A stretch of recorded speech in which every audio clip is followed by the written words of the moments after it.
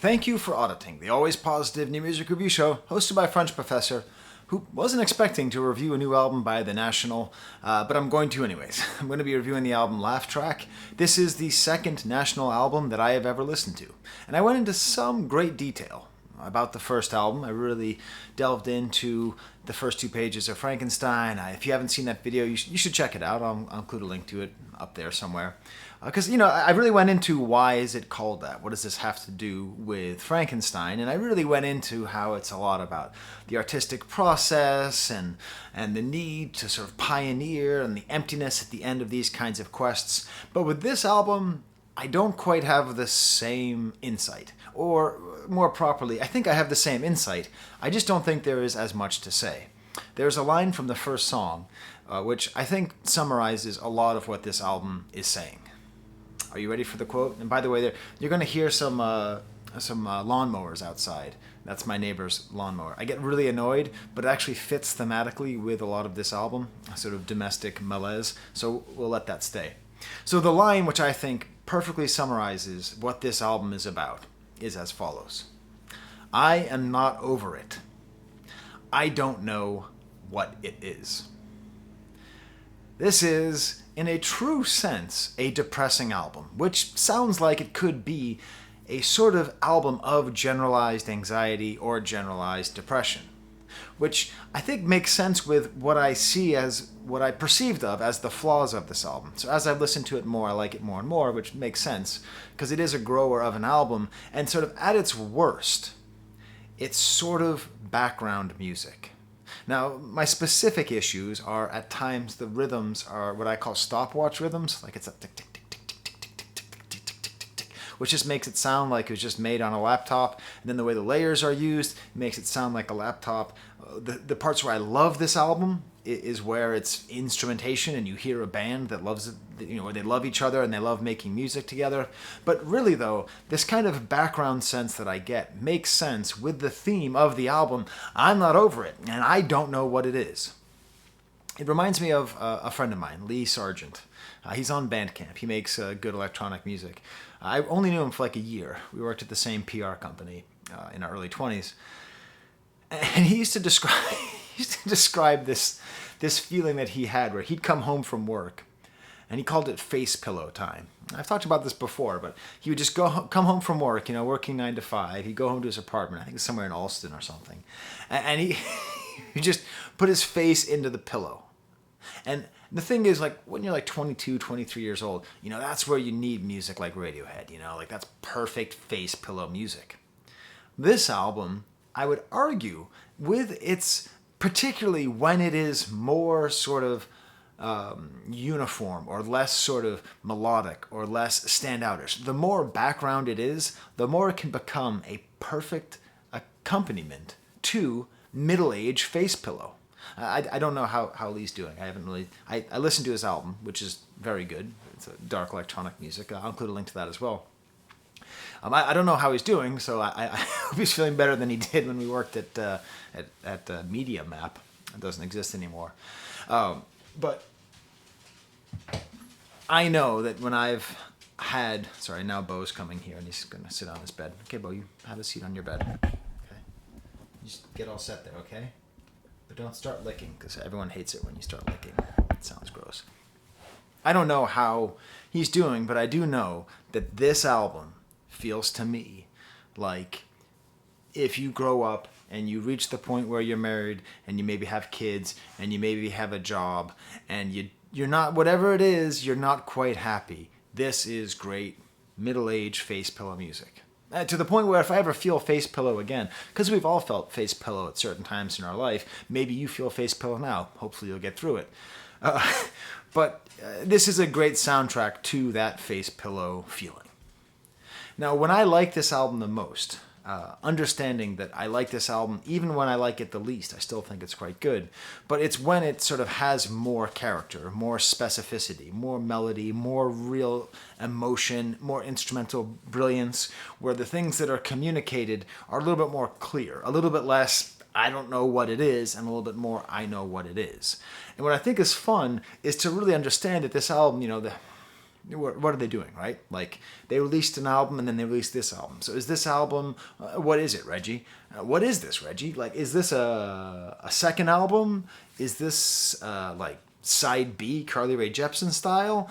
Is this like how are we supposed to think about this piece of music?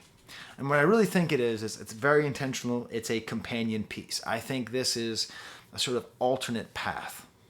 Because when I think back to the first two pages of Frankenstein, what I really focus on is the way that he described why it's called that, the lyricist described why it's called that, is that it was about finding happiness in tranquility and avoiding ambition. That is the sort of goal. That the ambition that leads people to travel into the Arctic, which is what the first two pages of Frankenstein are about, ultimately is a hollow expedition. In a similar way that trying to become a great artist and make great pieces of music leads to a sort of hollowness. So I think we need to keep that in mind while we compare it to the new album. I mean, obviously it has the exact same cover, except there's a background. There's a bunch of books in the background.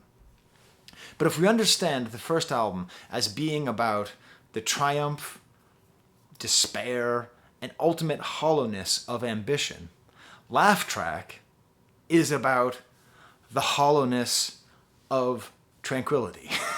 It's the hollowness of a domestic situation. I mean, when do you hear laugh tracks? During sitcoms. What are most sitcoms? Family-based sitcoms, where you have people and they're living out their lives and they do something funny, they act in a certain way that makes people laugh, and there's a laugh track. And that laugh track might cover up the desperation underneath. If you've never seen the TV show Kevin Can Go F Himself, I suggest you watch it. It's a sort of a breakdown of sitcoms and laugh tracks and how they work. I don't want to get into it, but it's one of the better TV shows that's come out in the last couple of years. It's much better than The Wire. So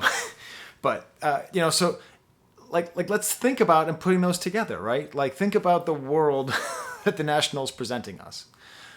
Either way, it's not great, okay? We are either going to be in the Arctic, a complete fool, just being alone and separated from everybody through your own cursed ambition, or you can be at home and have things seem good, but have them not be good, and have a feeling of discomfort and unhappiness, but not really be able to name it. So, face pillow, right? These are pretty depressing conclusions to make.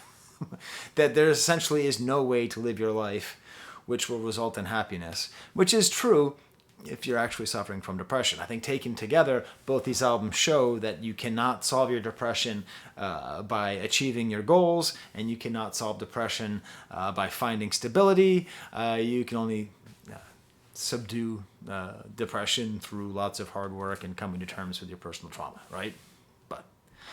So it's fun. It's fun. It's a fun, depressing thing to think about. A lot of great sad works are fun because it presents such a complete picture here. And I think it's on purpose. Like, there's a theme that comes across a couple times in this album of melting. And I think that's on purpose because the way that he's focusing on Frankenstein, I keep on saying he. I'm giving too much direct credit to, is it Behringer who does most of the lyric writing?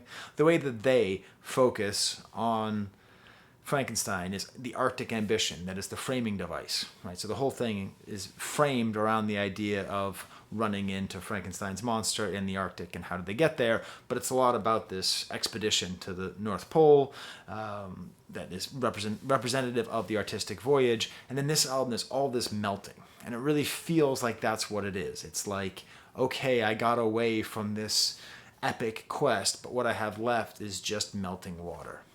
Middle-age spleen, middle-age malaise. A difficult relationship is at the heart of a lot of this. It's not a terrible relationship that I'm hearing. I'm not hearing this doesn't feel like an imminent divorce album. This feels like a 5-year out divorce album, or hey, maybe we can take the insights that I put into my music and apply them to strengthening our relationship. So I'm going to get into the album. I'm going to get into the stuff that I like. Already I'm just super excited to talk about this because I really think they've done something special by presenting these two different faces of just depression. Before I keep going, please smash the like bucket. It means a lot. Please subscribe if you haven't. I want to get a plaque sometime because then I would feel like I succeeded. Like I went to the North Pole and found Frankenstein himself, Frankenstein's monster. And if you leave the letters AVAA on any of my videos, on any comment, anywhere on this site, I will give you a heart. That's my little trick. It's my little enticement to get you to get over the hump of commenting. Because you can just tell me that you like it. Like that's like a thumbs up plus. And it really helps me with the algorithm, which the algorithm is coming around. The algorithm is starting to like me again. It's been tough. It's a mean little kitty, but I think it's coming along. So for me, the stamps of this album are two songs right in the middle. The way I see this album is it starts fairly weak. At least it starts more in that background mode. And then in the middle, it sort of develops into this great crescendo. And then it kind of not only tapers out, but takes a little bit of a different area. So what I want to focus on the title track, Laugh Track, and the track after that, Space Invaders. Okay? So Laugh Track featuring Phoebe Bridgers. Already we just have this concept of the Laugh Track as a sad thing, as an emotional thing. I'll never forget, I used to watch Scooby-Doo every Saturday as a teenager, and when they had the episodes with laugh tracks, I stopped watching them. And the thing about the laugh track is that it's a disassociation. So there's the honest feelings, and then there's the disassociation. But let's talk about the music. So it starts off with this cool kind of like Casio-sounding drum machine. We have some of that stopwatch tick, tick, tick, tick, tick, I'm Andy Rooney style drums here. But it's nice though because there's like a slight hint of ominous synthesizers that then becomes these well-plucked notes, maybe on a guitar, maybe on a keyboard imitating a guitar sound. They almost go into almost like 50s style chord pattern, but then it gets a little bit more complicated, but still it's very much built on resolution.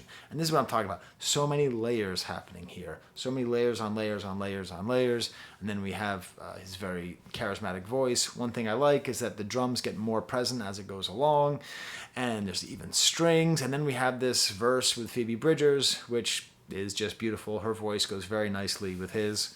I think it's even better than the way Taylor Swift's voice goes with his. I think they're a very good duet pairing. I can't even say what it's about. All I am is shreds of doubt. Okay? This is in the middle of the album. It's repeating that same thing that comes from the beginning of the album, right? He's really describing the sense of just like, I don't know why. And that's part of what Face Pillow is all about. You can't always put words to it. So turn on the laugh track. Everyone knows you're a wreck. You're never this quiet. Your smile is cracking. You just haven't found what you're looking for yet. This sense of being lost, of trying to find things, of putting up a fake emotion. Maybe this is the funniest version of us that will ever be. Damn, that's bleak. I really like how kind of smoky and cool it is. The whole album has, I guess, a vibe feeling. You know, that's part of that background thing I'm talking about, which is just great. And especially when they sort of move within that vibe and add extra things like the toms, and there's even a little trumpet in the back, and it's great. But none of it compares to Space Invaders, a complete highlight of the album. First of all, I don't think this is on purpose. It's definitely not, but I think these guys are on my age, so when I hear the word Space Invaders, I think of Groundskeeper Willie being interrogated by the police. It's impossible for me to fire a pistol. If you check my medical records, you see I have crippling arthritis in my index fingers. I got it from Space Invaders in 1977. Oh yeah, that was a pretty addictive video game. Video game? So, that's a non sequitur, but if you are a Simpsons fan, you appreciate that. So the reason why I like this song so much is I think it is their lyrics at their best and their musicianship at their best. I don't want the entire album to be this way, okay? Even though this is what I like the most, and there's songs on this album which I don't particularly like, I think it is a stronger product, and especially in comparison with the first two pages of Frankenstein, the whole thing needs to be what it is. But this is just so beautiful. It's a calculation. I made a mistake. Oh, and I never said what I never should. I never should have said it like I said it. It'll come to me later like a space invader. I won't be able to get it out of my head. So what is this in reference to? Well, weirdly enough, Space Invaders, of course, is a video game. And you might think it's about like invasions or whatever it is. Or you might even think that it's like the thoughts are coming at him like Space Invaders coming down and attacking you. But that's not it, I don't think. I think what he's describing here is what is called, ironically, a different video game, the Tetris effect. So when you play enough Tetris, the video game with the little blocks, it really messes up your brain, and like you like see the you see the bricks behind me in the video, and you start seeing them fall into place, and like you start to go to sleep, and you hypogogic, however you say that, in that kind of state, and like you see the game and you play the game while you're like not even like watching it. Space Invaders, as Groundskeeper Willie will tell you, had that same effect and has that same effect. When you play enough Space Invaders, it kind of sticks in your head and you see the little damn things just coming across and just getting rid of it. Now, of course, Space Invaders is just totally inferior to Galaga, but in terms of influence, it had a much bigger influence, and its ability to get into your head is that. So what's stuck in his head? What is stuck in his head like Tetris, like Space Invaders? It's regret. He's describing regret as a Tetris effect. That he can't get it out of his head. That the same way you can't get the little guys, little space aliens trying to shoot you down, can't get that out of his head, the same way he's thinking about the things that he shouldn't have said or the mistakes that he made. You see why this is lyrics at its best? It's beautiful. It's a beautiful concept. It's a beautiful idea, and it's very well executed. And Space Invaders is just a great word anyways. It was too romantic. It was sad and frantic. A paperback book in the storm drain. I could go number one if I copied an earworm from a melody that I wish I had. I don't know. We're supposed to think that that paper book is Frankenstein, right? Isn't that what we're supposed to picture? The paperback book in the storm drain, and he's sort of like letting go of his ambition to write these big hits and all these melodies that he's supposed to have. And this too romantic, this vision that he has of going out and conquering. I don't know. There's all these great like dynamics that doesn't have the kind of consistency that bothers me with a lot of the rest of the album. Just in sort of like there's a kind of flatness to it here. Halfway through, there's a bit where it even sounds like a video game. There's like arpeggiated keyboard bits and then these jammy guitar licks, and then we get this full outro that is so damn cool. This is one of the coolest like instrumental bits that I've heard since I started this channel. Because not only is it great drums and synthesizers and guitars, but he has his voice, his weird voice just being like, my heart software's gone. Oh, my heart software. And he's saying something like that. I don't even know what he's saying. It's like he's talking about not being able to sleep. 4:15 in the morning, my heart software's gone. And he's just like saying these words like in this guttural sense, and then the music becomes like you're trying to go to sleep, and these words that he's saying are like, it's like they're diegetic. It's like they're actually happening in your head when you can't go to sleep. Like these are the words that you hear. Oh, what, man, why did you say that? What's going on? His inability to sleep, which he gets on later on the album, a function of divorce, and also, not divorce, a function of depression, and also, let's not forget, this is a post-COVID album. A lot of this album, when I say this album, I mean these two albums are about COVID. Insomnia was a huge part of COVID for many people, myself included. It's kind of all coming together to this beautiful image of someone sitting, sleeping and trying to sleep, not being able to sleep. It's 4 o'clock in the morning. He's filled with regrets that are shooting down at him like Space Invaders. Okay, I'm going to go through the rest of the album much quicker. I'm going to start off with Alphabet City. Again, when we're talking about depressing albums, is this supposed to be a reference to Alphabet Town by Elliott Smith? You can tell me in the comments that Alphabet City is a part of Manhattan. I know, and he probably lives there, and he probably sends his kids to some cool Quaker school. I don't know what rock stars do. More power to them. It seems like it's in conversation with Alphabet Town. And he starts right off with, don't miss the world the way it was. So this feels like it's going to be a lot more of a COVID album than it is, because that seems like what it is. And this is where he says, I'm not over, I don't know what it is. It's just these thumping sounds. It's like no hook. There's no real like strong melody. There's some nice strings, but really this is just that vibe. You know, it's a sort of cinematic rainy night song. There's a nice little bit there where they sort of invert the melody in the background. And there's lots of nice little details you can pick out here. So I'm saying there's kind of a sameness to a lot of the stuff, but that's probably overstating it. And then we get to the next song, Deep End, parentheses, Paul's in Pieces. And this has almost, it seems like it's going to be like an American Girl by Tom Petty style drum beat. Bang, ching, ching, ching, ching. But then it settles down a bit. Very relatable opening lyrics. I'm barely going off the deep end, barely sleeping. Hey, how come you can't sleep? Space Invaders. Ringing in my ears, sounds like singing. It's the only thing I hear. So here he is once again describing this depression, describing this sleeplessness. Beautiful like guitars in the back, and it's kind of like nice little downbeat bit, and the drums are playing toms. It's all very nice, but again, it sort of washes over you and leads into the next song, Weird Goodbyes. And it's funny because I'm talking about all these songs with these different sounds. Like this song has almost like a dystopian dance track, almost like, you know, Idiotech by Radiohead, that style of feeling in the beginning. Memorize the bath water, memorize the air. This feels like a relationship that's over. He said in some interview that I read, there's letting go of the past and moving on, then later being overwhelmed by second thoughts. So it's pretty consistent, right? It's like the Space Invaders of regret. The feeling of regret is this whole album is just regret on regret on regret on regret. The more I listen to the album, the more I come to appreciate his singing style, Behringer's singing style, just the deep charisma of his voice, and there's this like kind of nice sort of layering of the piano as it's echoing the melody. But Bon Iver is on this. And yes, I'm a French professor. I know that his name should be pronounced Bon Iver. I am well aware. The problem is, I don't think he calls himself that. I think he calls himself Bon Iver. So I don't know. Listen, it's in my heart of hearts, I want him to call himself Bon Iver. Every time I say Bon Iver, people get pissy with me in the comments. Feel free.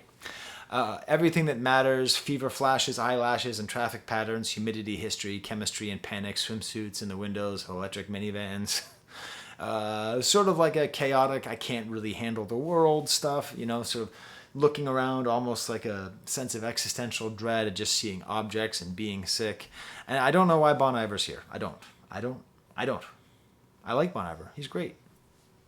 Seriously, I love him, and I like The National. But he doesn't add much here, except being in the parentheses, featuring. Maybe I'm wrong. Please, tell me. If you're a bigger National fan or a bigger Bon Iver fan, tell me what he's bringing to this song that I don't hear. Next song is called Turning Off the House. Cool single notes, more of the stopwatch. Tick, tick, tick, tick, tick, tick, tick, tick, tick. Seems to be a song. I kind of put this in the category to go back again to Radiohead with their great album of Married Malaise in Rainbows, House of Cards. The sort of like turn off the house, put everything in boxes and put your head in a paper bag. You're bailing out, you're free of it now. This feels like this is a song of abdication, of taking your domestic place, your domestic home, the thing that you built for yourself, and just leaving. Essentially going on the Arctic expedition after abandoning your ambition. Great growth here. There's like a guitar and a bass solo at the same time. Really cool layers, nice strings. I guess one of the Dessner brothers is a composer who works for movies. So that's pretty cool. You know, that's sort of like, Jesus Christ, am I going to say Radiohead for like the fourth time in this video? Here I go. Yes, I am. Because it's like how Johnny Greenwood does that, and it legitimately makes them a better band. It makes it interesting. But then the song fades out. Not a fan. Speaking of not a fan, Dreaming. Not a fan. It's fine. It's fine. I like the idea, you can stop dreaming, I'll dream for you. Weird, controlling, but fine. But barely any melody, it's all thumping and melodic. It's like these 5 notes. But the reason I don't like it, I don't think is a mistake on the artist's part. I think it's what they were going for. And then we get my two favorite songs on the album, Laugh Track and Space Invader. And then we have sort of a suite of domestic misery songs, Hornets. These are some suburban problems. Okay, he's talking about how do you get rid of hornets before the weekend. I can tell you, I got hornets. I got a guy. Okay, I got a guy. I get so many hornets in my damn house. I have to pay a guy just like per season, like not per visit, because I have so many hornet problems. Okay, if you've been a fan of this channel for a long time, you've heard the story of when I was at the lowest point in my life, right after my mom died, and I had just broken up with someone I'd been with for 3 years. For some reason, I kept having hornets die in my bed. Okay, so like 3 or 4 times a week, I would be woken up by a dead hornet stinging me in my bed. Problems. Very unpleasant. It's a very unpleasant way to wake up. Anyways, so I like this because it's really delving into this concept, not just the regret of what he could have said or what he could have done, but this is the regret on what he has done. What does it mean when your arms fall asleep, and how do you get rid of hornets before the weekend? When did they say we should turn back the clocks? Why do they say everything's for the best when everyone knows it's not? Look at the mountains, trees, and the 7 seas, and everything chilling underwater, please. Hot lava, snow, rain, and fog, long-necked giraffes, and pet cats and dogs. I'm sorry, the last bit there was from Miracles by Insane Clown Posse. But the first part was the important part, okay? He's talking about hornets. He's talking about his arms falling asleep. He's talking about turning back the clocks, very mundane things. And then the sense of the platitudes that everyone gives. Why do they say everything's for the best when everybody knows that it's not? It's like, that's the laugh track, right? The laugh track to life is everything's for the best. Really? It was for the best that they canceled the French department at my school. They canceled the French major. That's for the best. Everything's for its best.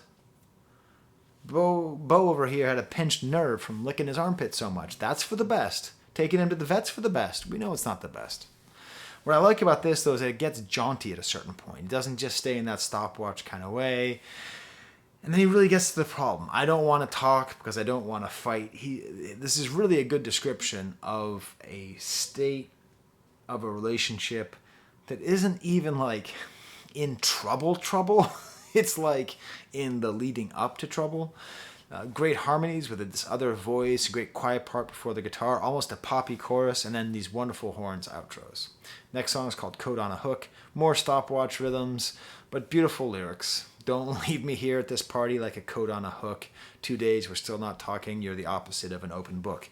Kind of a cheesy line, now that I read it like that. But it's so well said. You know, another thing about when you're in a relationship, and when you're in a relationship for a long time, and when you're with somebody that you love and things aren't going well, this happens. You end up having to go to a social event. And you're sitting there and you're smiling. But what you're feeling underneath is kind of sadness and anxiety and depression. In other words, you are presenting a laugh track. But you're undercutting my point by shaking your ears. You are presenting a laugh track to the world. You are papering over the truth, and you are showing something here. And so he's describing this party, and you feel the discomfort of him having to perform these emotions that he doesn't feel. And then just the idea of being left at a party like a coat on a hook. One time when I was getting my doctorate, I went to a party at a friend of mine's, and I left my bike there, and I forgot. So I went out and bought another bike. And she's like, Skye, why did you buy a bike? Your bike is still on my bike rack. Just really cool, understated, shuffling drums, like some guitars in the back. Talking about friendships are melting. This is one of those melting images here. Then we get to the song Tour Manager, which is the first song, which I guess some of the last album is written with his wife, and this one is written with his wife here. More kind of drum machine stuff here. The guitars actually sound a little bit like an alarm. Nice little bits of piano. They remind me a lot of U2 at times with the way the guitars are played. And I like U2. I don't know if that's a thing that National fans say a lot. Tell me if it is. Play It Like It's Nothing, Alice, over and over again with this concept of Alice and who is Alice. One thing I'll say is that even though this song doesn't drag me to it, it is a reminder of of what a great sort of looking out the window album this is. And that's the sort of positive side to face pillow music. Is that sometimes face pillow music is just an accompaniment to depression, but also I can imagine having this album on and just kind of like looking out the window on a car trip or a train ride and just sort of like being into the atmosphere and this kind of like downbeat vibe. You can also, speaking of engagement, and I mean this genuinely, like how do you listen to The National? Like if you are The National fan, and I consider myself, I like their music, but I don't know if I'm going to, buy their album, for example. I may or may not. I don't know. I definitely like it. But like if you are The National fan, like how do you listen to it? Is it like a thing where you put it on while you're like at the gym? Do you put it on when you're like at a party? Someone gives you the aux cord. Are you like, oh man, I've got to blast some tour manager? Like how do you do it? I'm curious. Next song is called Crumble, featuring Rosanne Cash. And it seems like maybe they're putting a little more into this. I love the guitar and drum work here. I love the lyrics because here we have the sort of other sense where we have someone who's kind of desensitized. And these lyrics are so good. Like, god damn it. They're like, seriously, like Space Invader and this, like there's just some of these lyrics on this album. They're just so well made. He's saying like, stop saying nice things about me. Like if you keep saying nice things about him, he's going to crumble. So it's implying that maybe the source of the depression is a low self-esteem, probably brought on by some kind of regrettable parenting decisions or lack of decisions made by parents or whatever it is. He feels low about himself. So to even be told something good makes him crumble because he can't believe it. So are you that person? I was that person. I mean, there was a time where the only way to get me to cry was to tell me, like, I was a good person. Like, seriously. Like, if you told me, like, I was not a smug little bastard, Like, you just said that. I'd be like, yeah, cool. I am! You know what I mean? Like, it's great. And here we have Rosanne Cash, Johnny Cash's daughter. I get this has to be symbolic, because anybody who sings with a super cool low voice, you associate them with Johnny Cash, and it just harmonizes really quite beautifully. Then we get to the last song, Smoke Detector, beep, which doesn't have the smoke detector sound. Very different style on this song. This is like a real rock band again. Like these guitars are swooning, and the drummer is like playing this weird drum beat that almost sounds like it was written by someone who doesn't play drums. This seems like it seems so out of place on the album. I almost think it's a cover of like some other song that I haven't heard. I really like these sharp guitars, even though there's so many layers. Smoke detector, all you got to do is protect her. You don't know what it means, but you don't want to leave it.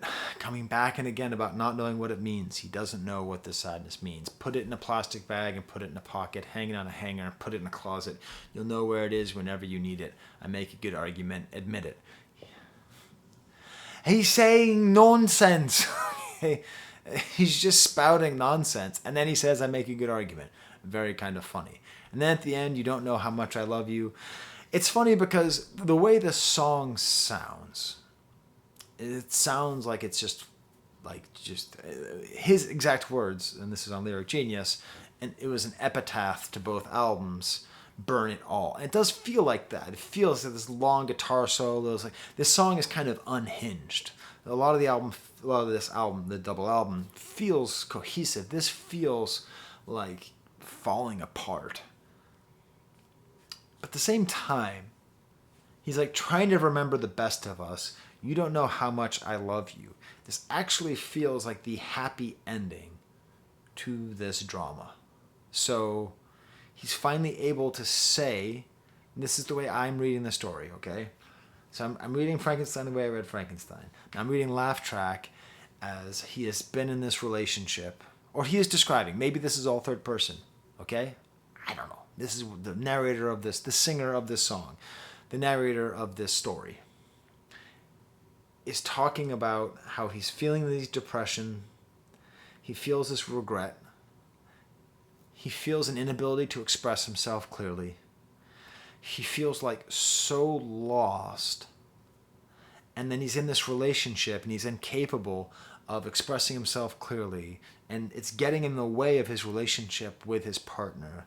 And that relationship is starting to fall apart because she can't carry everything in it. right? So things are kind of falling apart and not coming together. But this song, I think, even though it's an epitaph burning it all down, it shows a vulnerability and a desire to reach out. So instead of just saying like, I don't know why I'm so sad, don't leave me at the party like a coat on a coat rack, he's saying, you don't know how much I love you, do you? And she doesn't. Because when you're depressed, you can't communicate.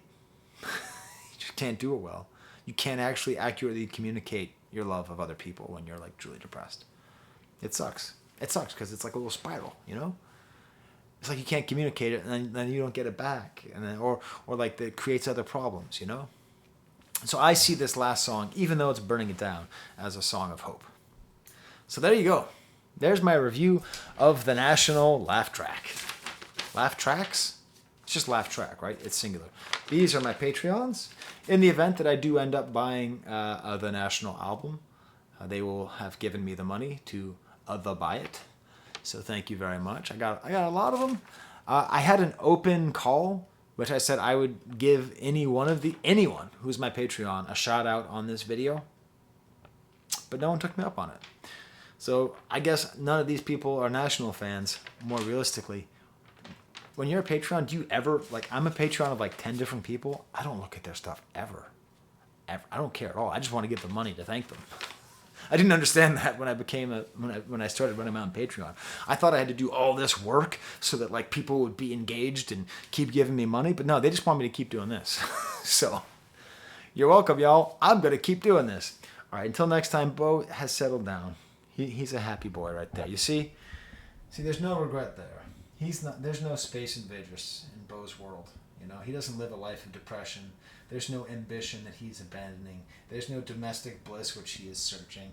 He is just waiting until the next time he gets to go outside and pee, and next time he gets to eat his dog food. So I'm going to leave you that little Buddhist dog point. There's the camera.